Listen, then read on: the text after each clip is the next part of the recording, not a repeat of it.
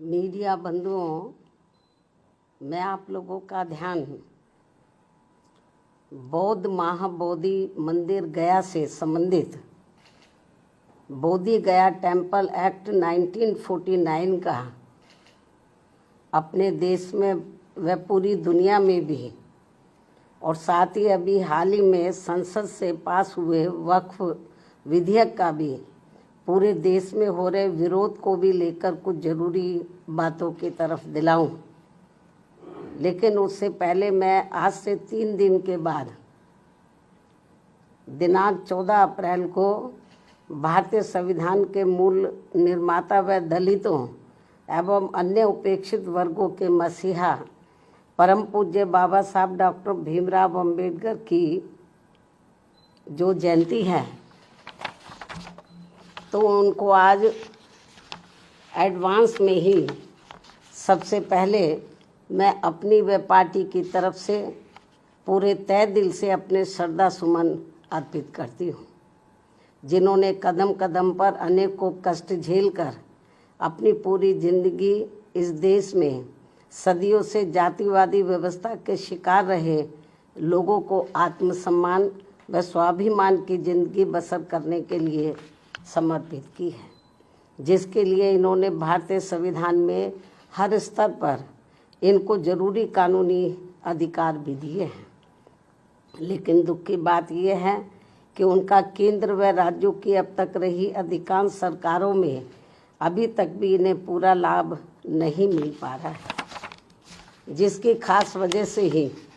बाबा साहब डॉक्टर भीमराव अंबेडकर के बताए हुए रास्तों पर चलकर मान्यवर श्री कांशीराम जी ने उनके जन्मदिन के शुभ अवसर पर अर्थात दिनांक 14 अप्रैल सन 1984 को बहुजन समाज पार्टी के नाम से राजनीतिक पार्टी का विधिवत गठन किया और फिर इस पार्टी के जरिए ही पूरे देश में इनके अनुयायियों को अपने पैरों पर खड़े करने का निरंतर प्रयास भी जारी रखा और अभी भी है। जबकि पिछले कुछ वर्षों से कांग्रेस, बीजेपी व अन्य जातिवादी पार्टियां खासकर बाबा साहब के जन्मदिन के मौके पर उनके अनुयायियों के वोटों को लुभाने के लिए जो किस्म किस्म के हथकंडे इस्तेमाल कर रही हैं और इस बार भी कर रही हैं, तो उनके बहकावे में ना आकर इन्हें अपनी एकमात्र हितैषी पार्टी बीएसपी के बताए हुए रास्तों पर चलकर ही उनके अधूरे रहे कारवां को मंजिल तक जरूर पहुंचाना है। इतना ही नहीं बल्कि बाबा साहब ने अपने आखिरी समय में दिनांक 14 अक्टूबर सन 1956 को अपने अपार अनुयायियों के साथ धर्म परिवर्तन करके जो बौद्ध धर्म की दीक्षा ली है, तो उसे भी अब जातिवादी मानसिकता के लोग सनातनी बनाने में लगे। इस धर्म को भी, ये भी अति चिंता की बात है। और इस संदर्भ में ये बात सर्वविदित है कि बिहार राज्य का बोध गया बौद्ध तीर्थ स्थल के रूप में देश व दुनिया भर में अति विख्यात है। बोध गया में तथागत गौतम बुद्ध के पवित्र ज्ञान स्थली पर स्थापित भव्य व अति प्राचीन महाबोधि मंदिर में सरकारी व गैर सरकारी स्तर पर गैर बौद्ध धर्म के मानने वाले लोगों के बढ़ते हुए प्रभाव एवं दखल को लेकर पूरे देश व दुनिया भर के बौद्ध भिक्षुओं व बौद्ध अनुयायियों में भारी बेचैनी व आक्रोश व्याप्त है तथा वे लोग इसको लेकर कांग्रेस की सरकार के दौरान सन 1949 में बने बोध गया मंदिर प्रबंधन कानून में जरूरी परिवर्तन की मांग को लेकर शांतिमय ढंग से काफ़ी समय से आंदोलित भी हैं। ये कांग्रेस के समय में ये कानून बना था। उल्लेखनीय है कि देश की आज़ादी के बाद कांग्रेस पार्टी की सरकार द्वारा बिहार में बोध गया मंदिर प्रबंधन के संबंध में जो कानून बनाया गया था, तो उसमें जिला अधिकारी की अध्यक्षता में 4 हिंदू व 4 बौद्ध धर्म के मानने वाले लोगों की कमेटी बनाने का प्रावधान किया गया है। जो पहली नज़र में ही अनुचित, अनावश्यक व भेदभावपूर्ण लगता है। और सरकार की इस अनावश्यक दखल अंदाजी की वजह से ही वहाँ महाबोधि मंदिर में पूजा पाठ, देखरेख, संपत्तियों के संरक्षण, उसका रखरखाव व साफ सफाई आदि के साथ ही लाखों तीर्थ यात्रियों की सुख सुविधा आदि को लेकर भी स्थिति लगातार असहज व तनावपूर्ण सी बनी रहने की आम शिकायत है, जिसकी वजह से बौद्ध धर्म के मानने वालों की ये मांग है कि महाबोधि मंदिर की पवित्रता को पूरी तरह से बनाए रखने तथा इसकी सही से देखभाल के लिए ये जरूरी है कि मंदिर में पूजा पाठ, उसकी सुरक्षा व संरक्षण आदि की पूरी जिम्मेवारी बौद्ध भिक्षुओं व बौद्ध धर्म के अनुयायियों को ही सौंपी जाए,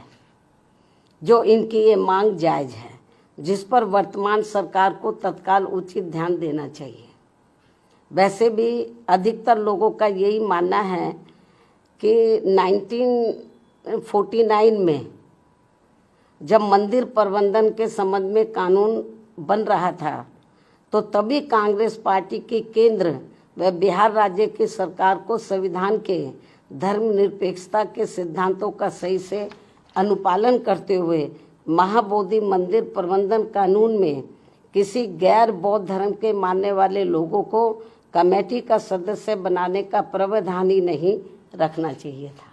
ये कांग्रेस की बहुत बड़ी गलती रही है। इससे फिर अनावश्यक परेशानी व विवाद से बचा जा सकता था। किंतु